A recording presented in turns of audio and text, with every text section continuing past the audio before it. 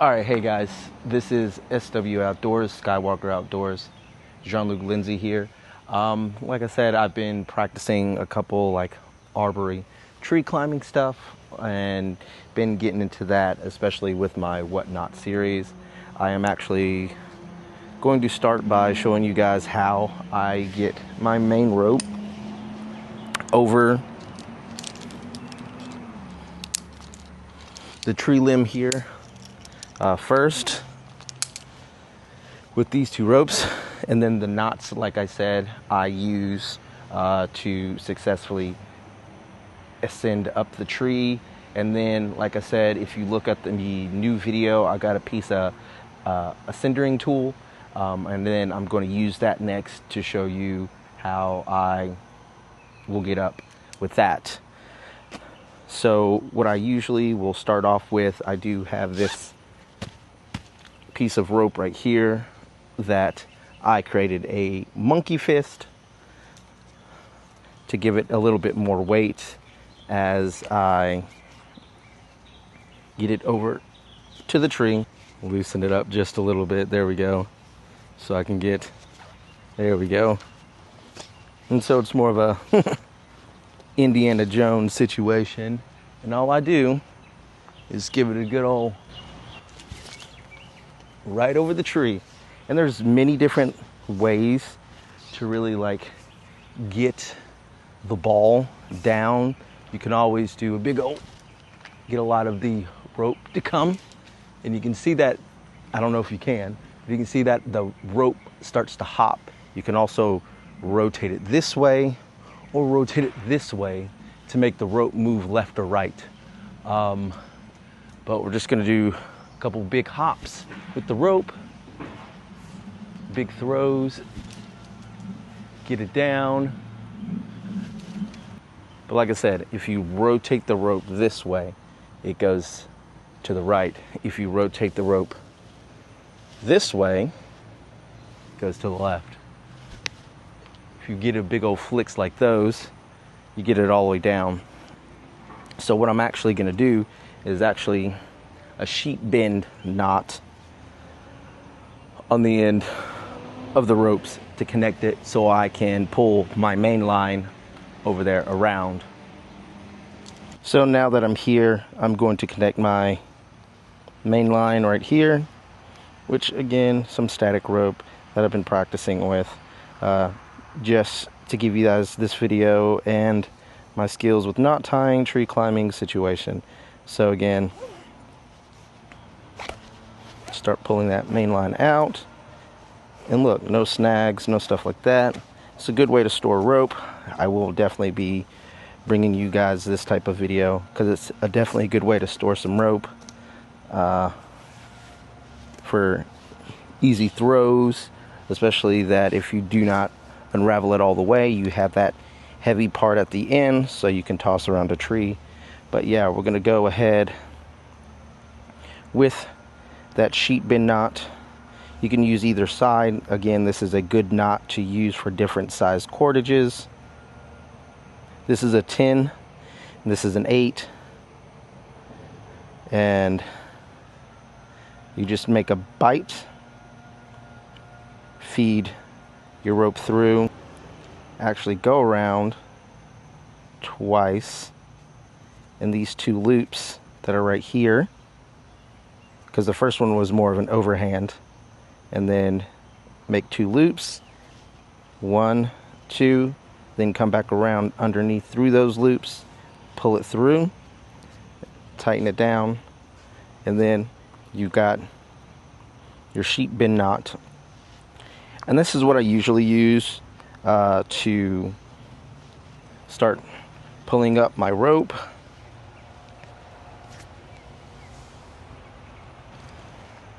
Start pulling up my rope up into the tree, coming around, boom. So here we are back at where we were, and so from there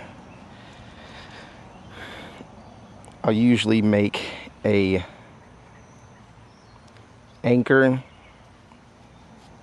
And this is an easy knot to get undone. You get that end that's coming out of the bite right here, and you just pull it up, loosen a lot of it, and then you just unwrap everything and it comes undone. But we'll use this to actually tie to retrieve our knot for later. But for right now, we're going to set that aside and actually do ourselves a alpine. 1, 2, and we'll get some of that line, go back over. This was one of my first ever knots in the Whatnot series. Do a small, just slight overhand, just in case anything. But this has always been a good climbing secure knot to climb on back in the day. And so what we're going to actually do now is to retrieve this once we get it up in the tree, is we're going to reattach it with that sheep's bend around again, like I said, through those 2 loops, tighten it down so no slippage, and especially that knot's right there. Whoop, get back in frame. That knot's right there, so in case anything does happen, we're not going to have any issues. So like I said, once we feed it all through the alpine, our regular rope, and there's different ways. You can always hook a carabiner so it's easy to get off, so you don't have to feed your whole gigantic line of rope if you do have any. I'm at that first lower branch right here, so it really doesn't matter.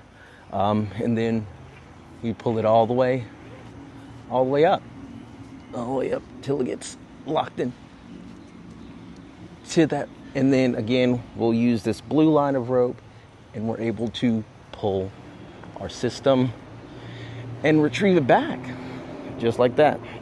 But I'm going to use that that blue line, and wrap it around the tree so there's no getting caught up in it as I'm going up.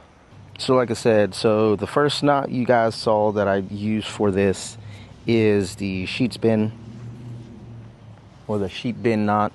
Then I gave you the alpine knot that I use, and now I'm going to show you the clove hitch. So again, clove hitch, what we're going to do is we're going to come around. Let's try this one first. So the clove hitch, going around once, going around twice, and then that back end right here, you're trapping with your hand where my fingers are. We're going to feed that rope back through, creating that clove hitch. And what we're going to do is we're going to bring a lot of this end where this knot is, because we want a good amount of rope for this next knot that we're going to be using. And then again, this has been a pretty secure knot that I've been using at the clove hitch, which I have that knot there just in case of slippage and stuff like that. But again, all these are all at your own risk and how you do this for yourself. And then the next one is the Blake's. So again, thumbs up, make that first wrap, that second wrap, and then those other 2 last wraps will be above your thumb, just like so, bringing that rope in front, and then back around that main line like so, getting all that slack, and then feeding it through the bottom of those first 2 loops you made, and then bringing it all together in a nice neat little package. And again, you can do 3 on top, 3 on bottom as well. The more knots more friction, but sometimes less rope. Again, a good double overhand for this one, just again to catch any slippage. So that's that first one. And again, as they say, you always want to test your knots before you start climbing. And there we are. So here's that first one.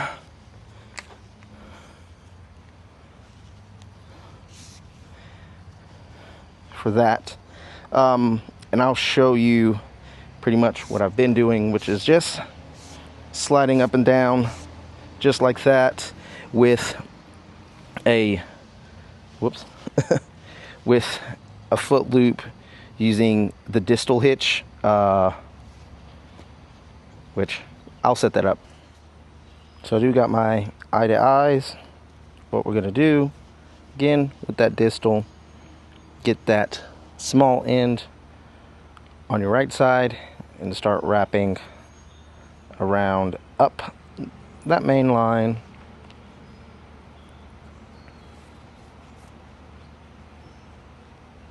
Again, more wraps, more friction, but sometimes could cause things to bind. But what we're gonna do, there we go. Just like so. 1, 2, 3, 4, 5, 6. Get that one over here now to the left, taking your long piece across everything, creating a hole, feeding the long piece through and securing it up, evening everything. Make sure everything's nice and tight. Again, every knot you do, you want to test. Now you see that it's a little longer on this side, so what we do is we feed some of that line back through and then feeding the line back down, tightening it all up, back to the other side. So again, everything's a little bit more even. But other than that, that's pretty much the distal. And then what I do is connect a carabiner with another pressic loop for a foot loop. And then that's what I use. So pretty much this is what I have. And again, so step my foot in, test my knot, press down, everything works. Let go, and I can always slide my knot up and down.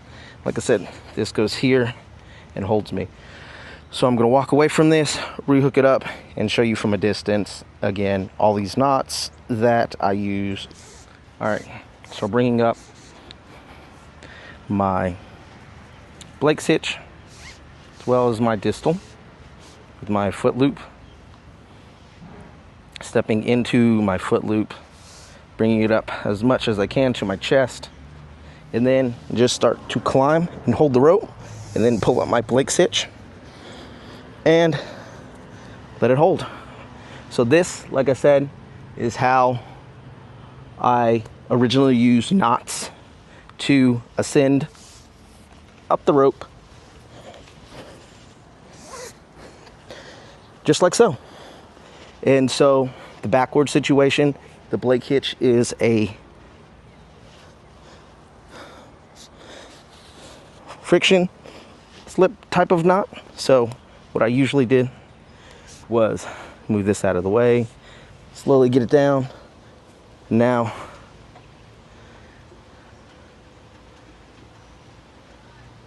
go down the tree with my Blake's hitch and my foot loop.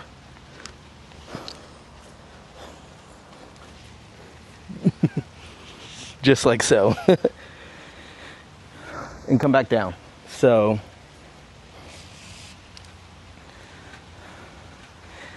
here's the rain, it's coming. I was trying to get you this video before it ran, but I might cut it short here, guys. maybe I'll try to hook up my ascender, which the ascender that I got is mostly just going to replace my knot down here for my foot situation, but I'm actually going to move it up here and show you a new configuration that I've been practicing with, using with more of a pull-up situation for the Blake's hitch. But yeah, nah, it's coming down, guys. So stay tuned for this next video, the continuation of this setup climb. And as always, guys, thanks for watching, and I'll see you guys on the next one.